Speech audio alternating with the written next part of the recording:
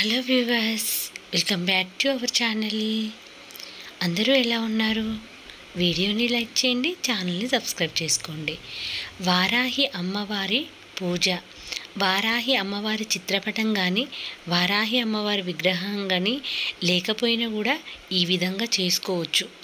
నా దగ్గరైతే లక్ష్మీదేవి అమ్మవారి ఫేస్ ఉంటే అది పెట్టుకున్నాను. ఇది లేకపోయినా కూడా అమ్మవారిని వారాహి అమ్మవారి పేరు రాసి అది కూడా పూజలో పెట్టి ఆ దీపంలోనే మనం అమ్మవారినిగా భావించి ఈ విధంగా పూజ చేసుకోవచ్చు. ఒక్కొక్కరు ఒక్కొక్క విధంగా చేసుకుంటారు. అఖండ దీపం పెట్టుకుంటారు కొంతమంది, లేదంటే మామూలుగా అఖండ దీపం అనేది చాలా పెద్ద పని అనుకుంటే నార్మల్గా రోజులాగే పూజ చేసుకొని వారాహి అమ్మ తలుచుకుంటూ పూజ చేసుకోవచ్చు. అంటే మన శక్తిని కొలది ఏదైనా సరే. కొంతమంది 5 రోజులు చేసుకోవచ్చు, నవరాత్రులు మొత్తం కూడా చేసుకుంటారు. ఈ వారాహి అమ్మవారికి చేసుకోవాలంటే నాన్ వెజ్ కానీ ఇంట్లో నిష్టతో ఈ పూజ చేస్తూ ఉండాలి. మనము అఖండ దీపం లేకుండా 9 రోజులు రోజు మామూలుగా ఇట్లా అమ్మవారికి దీపం పెట్టుకొని అమ్మవారికి ఇష్టమైన బెల్లం పాకాన్ని నైవేద్యంగా పెడుతూ చేసుకోవచ్చు.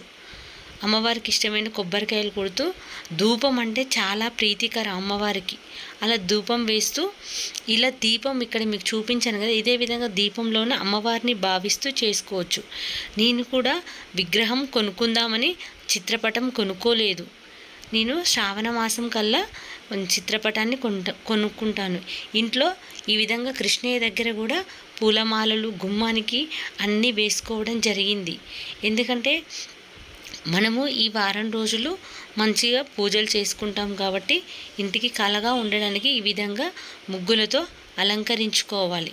మీకు ఆల్రెడీ చాలా వీడియోస్లో నేను చెప్పాను కదా, నాకు ఇంటి ముందు ముగ్గు సరిగా ఫ్లోర్ ప్రాబ్లం వల్ల కనబడడం లేదు, వీడియోకే రావడం లేదు, బయటనైతే బాగానే కనిపిస్తుంది. ఈ విధంగా అయితే సింపుల్గా ఆడంబరాలకు పోకుండా చేసుకుంటున్నాను. ఇలా మన అమ్మవారికి రెడ్ కలర్ పువ్వులు అంటే చాలా ఇష్టం. అందుకని చెప్పేసి మన గార్డెన్లో వచ్చిన ఈ ఎర్రటి మందారాలతోని నేను పూజ చేసుకున్నాను. మన అమ్మవారి పేరు తలుచుకుంటూ కూడా సంతోషంగా ఈ పూజను చేసుకోవచ్చు.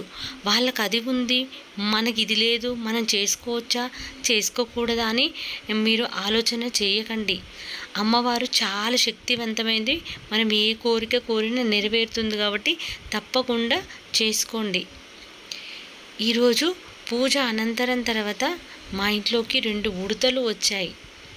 ఈ ఉడతలు తులసమ్మ దగ్గర పెట్టిన ప్రసాదాన్ని తింటూ ఇలా ఇక్కడ మీరు ఈ వీడియోలో చూడొచ్చు. ఇక్కడ నాకైతే చాలా సంతోషంగా అనిపించింది. అంటే మనము పూజ చేసుకున్న పొద్దున్నే ఇలా ఉడతలు రావడం, ఇక్కడే నేను నిల్చున్నానని అవి ఇటు రావడానికి ఇబ్బంది పడ్డాయి. అందుకే కొన్ని ఫ్రూట్స్ అక్కడ పెట్టేశాను, ఇక్కడే తీసుకొని వెళ్తున్నవి. చూసారు కదా, ఇంటి ముందు ఇలా మొక్కలు పెంచుకున్నప్పుడు ఉడతలు పక్షులు వస్తుంటే అసలు ఎంత సంతోషంగా అనిపిస్తుందంటే అవి చూస్తుంటే చాలా హ్యాపీగా అనిపించింది.